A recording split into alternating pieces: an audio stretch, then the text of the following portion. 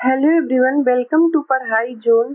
आज हम लोग इस वीडियो में पढ़ेंगे एंशियन हिस्ट्री, जो आर हाई कोर्ट का कुछ पीवाईक्यू सॉल्व कर रहे हैं। ठीक है, तो हम लोग 92 तक पढ़ चुके थे, आज 93 से पढ़ेंगे। ठीक है, इसमें हम लोग इलाहाबाद हाई कोर्ट आर का PYQ previous year question solve कर रहे हैं।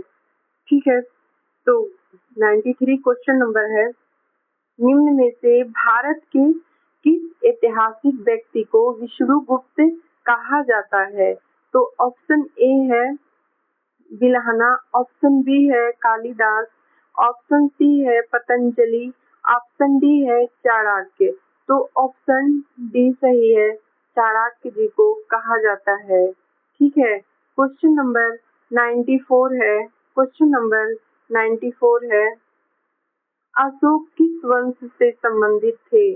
तो ऑप्शन ए है वर्धन, ऑप्शन बी है कुषाण, ऑप्शन सी है मौर्य, ऑप्शन डी है गुप्त।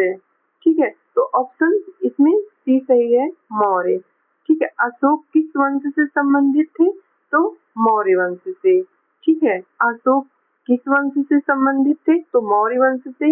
ये देखिए आया हुआ क्वेश्चन है, हाई कोर्ट में ही आया था, एआरओ में पूछा था, एआरओ में पूछा था, शिफ्ट 1 में आया था, 2021 में पूछा था। ठीक है, इस सारे क्वेश्चन बहुत इम्पोर्टेंट है, क्योंकि ये आए हुए क्वेश्चन है सारे, ये बहुत इम्पोर्टेंट है। ठीक है, और ये जो एक्सप्लेनेशन है बीच में, ये जो बॉक्स में दिया हुआ है, ये पढ़ना बहुत जरूरी है। ये हम पढ़ नहीं रहे हैं, बट आप लोग वीडियो देखिएगा तो जरूर पढ़ लीजिएगा। ठीक है, क्योंकि ये बहुत इम्पोर्टेंट है, ये सारे आए हुए क्वेश्चन है और यहीं से आएंगे। ठीक है, क्वेश्चन नंबर 95 है, कौन सा अभिलेख यह सिद्ध करता है कि चंद्रगुप्त का प्रभाव पश्चिमी भारत तक फैला हुआ था? ठीक है, ऑप्शन ए है कलिंग अभिलेख, ऑप्शन बी है अशोक का गिरनार अभिलेख, ऑप्शन सी है रुद्रदामन का जूनागढ़ अभिलेख, ऑप्शन डी है अशोक का सोपोरा अभिलेख। ठीक है, तो इसमें ऑप्शन सी सही है, रुद्रदामन जूनागढ़ अभिलेख। ठीक है, क्वेश्चन देखिए क्या कहा है, अभिलेख यह सिद्ध करता है कि चंद्रगुप्त का प्रभाव पश्चिमी भारत में फैला हुआ था। चंद्रगुप्त का, तो यही जूनागढ़ अभिलेख, रुद्रदामन। ठीक है, क्वेश्चन नंबर 96 है, निम्न में से कौन विदेशी यात्री सबसे पहले भारत आया था? ठीक है, ऑप्शन ए है फाहियान, ऑप्शन बी है हमेनसोंग। ठीक है, तो ऑप्शन सी है इत्सिंग और ऑप्शन डी है मेगास्थनीज। तो सबसे पहले कौन आया था? तो सबसे पहले कौन आया था? तो मेगास्थनीज आया था। विदेशी यात्रियों में भारत आने वाला पहला व्यक्ति मेगास्थनीज था।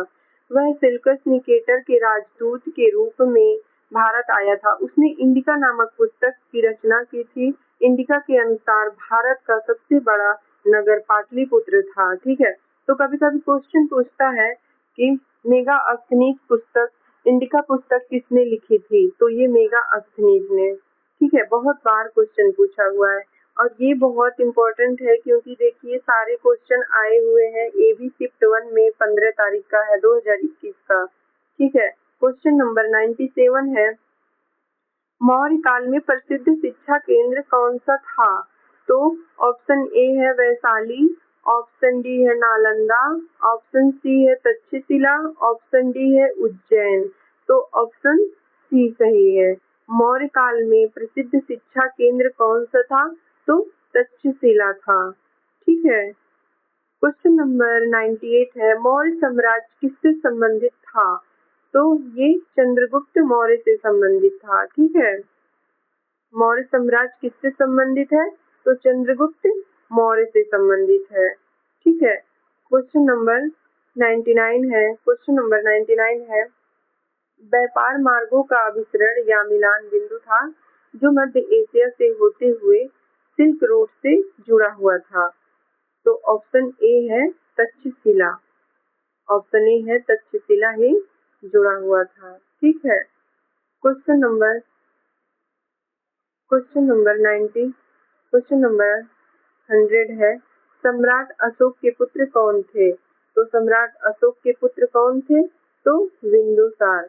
ऑप्शन सी सही है। ठीक है, क्वेश्चन नंबर 101 है, किस मौर्य सम्राट ने स्मारकों के लिए पत्थर के प्रयोग की शुरुआत की थी?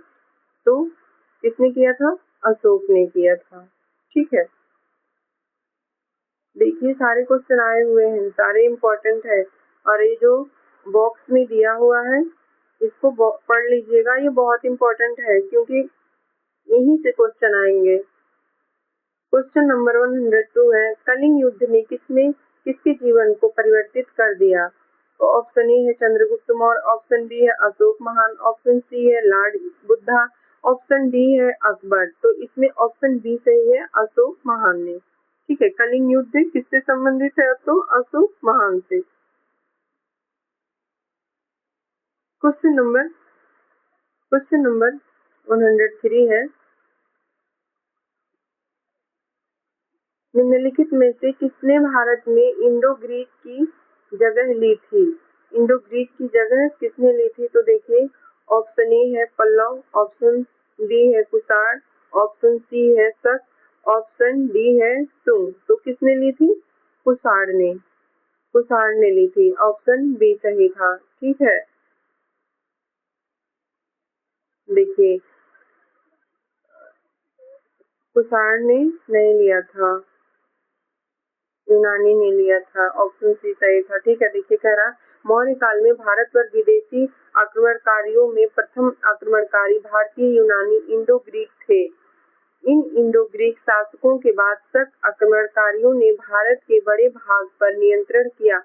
शकों को सिथियन नाम से भी जाना जाता था। चीनी ग्रंथों में शकों को सई तथा साइबाग कहा गया। ठीक है, क्वेश्चन नंबर 104 है, निम्नलिखित में से कौन सा मौर्य साम्राज्य का सेनापति था और उसने 185 ईसा पूर्व अंतिम मौर्य सम्राट बृहदत्त की हत्या की थी?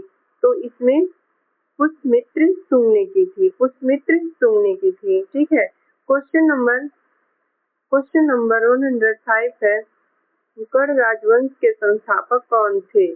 तो वासुदेव थे। ऑप्शन सी सही है।